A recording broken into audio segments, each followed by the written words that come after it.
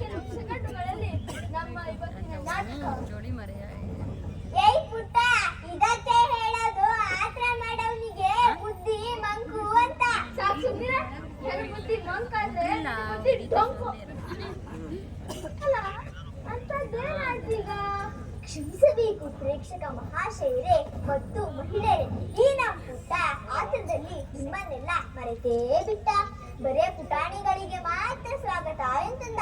ಪುಟಾಣಿಗಳ ಜೊತೆ ಬಂದಿರೋ ದೊಡ್ಡವರಾದ ನಿಮಗೂ ಸ್ವಾಗತ. ಹೌದು ಹೌದು, ದೊಡ್ಡವರಾದ ನಿಮಗೂ ನಮ್ಮ ಆದರದ ಅಕ್ಕರೆಯ ಹಾರ್ದಿಕ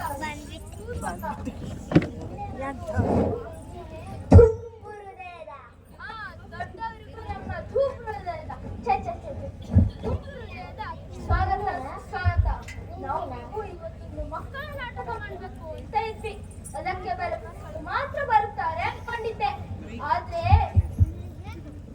ಆದರೆ ಕುದುರೆ ಹಿಂದೆ ಬಾಲದ ಹಾಗೆ ಬಾಲಕರ ಹಿಂದೆ ಪಾಲಕರು ಬರ್ತಾರೆ ಅನ್ನೋ ಸರಳ ಕಥೆಯಲ್ಲಿ ಈ ಪುಟ್ಟನಿಗೆ ಹೊಳಿಲ್ಲ, ಈ ಪುಟ್ಟಿಗೆ ಹೊಳಿತು. ಸಾಕ್ರಯ್ಯ ಸಾಕು. ಅಲ್ಲ, ಮಕ್ಕಳ ನಾಟಕ ಮಾಡ್ತೀವಿ ಅಂತ ಹೇಳಿ ಈಗ ದೊಡ್ಡವರಾಗಿ ಒಣ ಜಗಳ ಮಾಡಕ್ ಶುರು ಮಾಡ್ಬಿಟ್ರಲ್ಲ, ಅದೇ ನಾಟಕ ಮಾಡ್ತಿರೋ ಬೇಗ ಮಾಡಿ ತೋರಿಸಿ. ಇವತ್ತೊಂದು ಒಳ್ಳೆ ಮಕ್ಕಳ ನಾಟಕ ಮಾಡ್ಬೇಕು ಅಂತ ಇದ್ವಿ.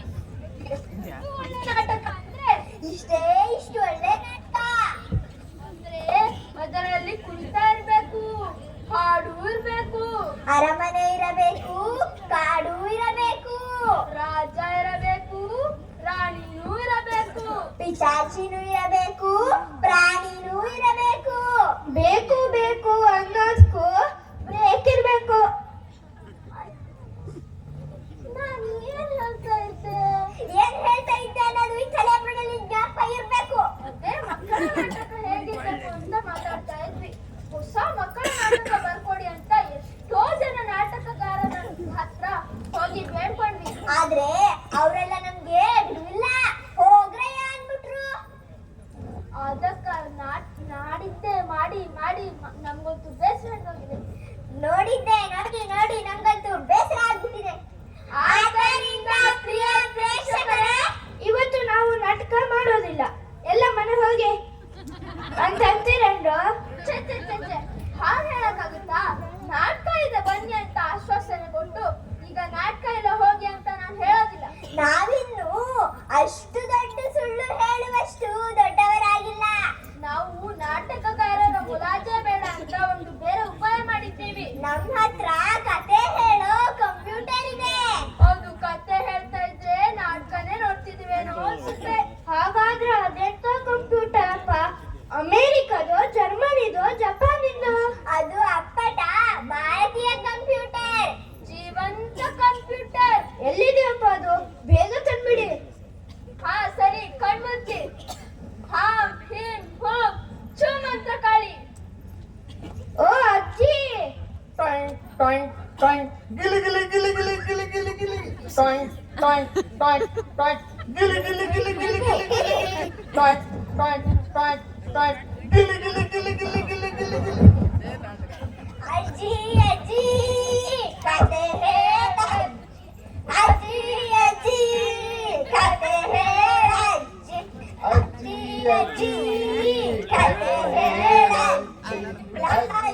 ಅಜ್ಜಿ ಕತೆ ಹೇಳ. ಕತೆಯೂ ಬೇಕು, ರಾಣಿಯ ಕತೆಯೂ ಬೇಕು, ಅಜ್ಜಿಯ ಕತೆಯೂ ಬೇಕು, ಅಜ್ಜಿಯ ಕತೆಯೂ ಬೇಕು. ಅಜ್ಜಿ ಅಜ್ಜಿ ಕತೆ ಹೇಳ. ಅಜ್ಜಿ ಅಜ್ಜಿ ಅಜ್ಜಿ ಕತೆ ಹೇಳ. ಅಜ್ಜಿ ಅಜ್ಜಿ ಅಜ್ಜಿ ಕತೆ ಹೇಳ. ಅಜ್ಜಿ ಅಜ್ಜಿ ಅಜ್ಜಿ ಕತೆ ಹೇಳ. ಅಜ್ಜಿ ಅಜ್ಜಿ ಅಜ್ಜಿ ನಂಗೂ ಕತೆ ಹೇಳಜ್ಜಿ. ಹೇಳ್ತೀನಿ. ಮೇಲೆ ನಿತ್ಕೊಳ್ಳೋ, ಮೈಯೆಲ್ಲ ಧೂಳಾಗುತ್ತೆ. ನಿತ್ಕೊಳ್ಳೋ. ಆಯ್ತು ಕಣ್ರು ಆಯ್ತು.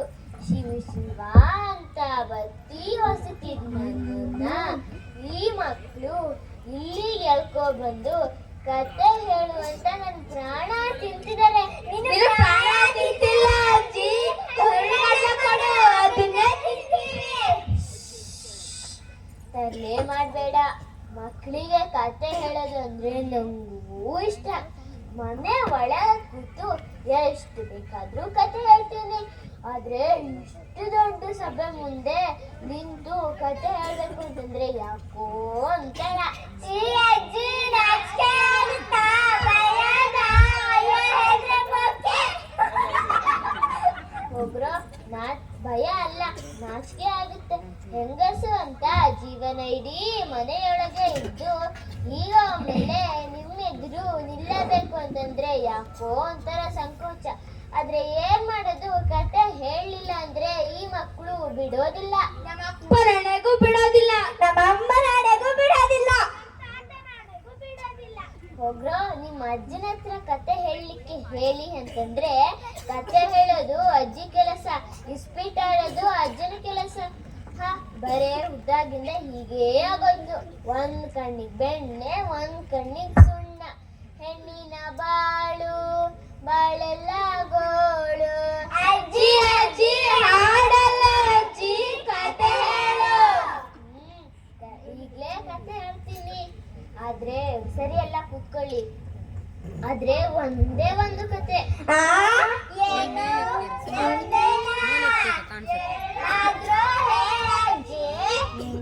ಒಂದೇ ಹೇಳೋದು, ನಂಗೆ ಬೇರೆ ಕೆಲ್ಸ ಇದೆ.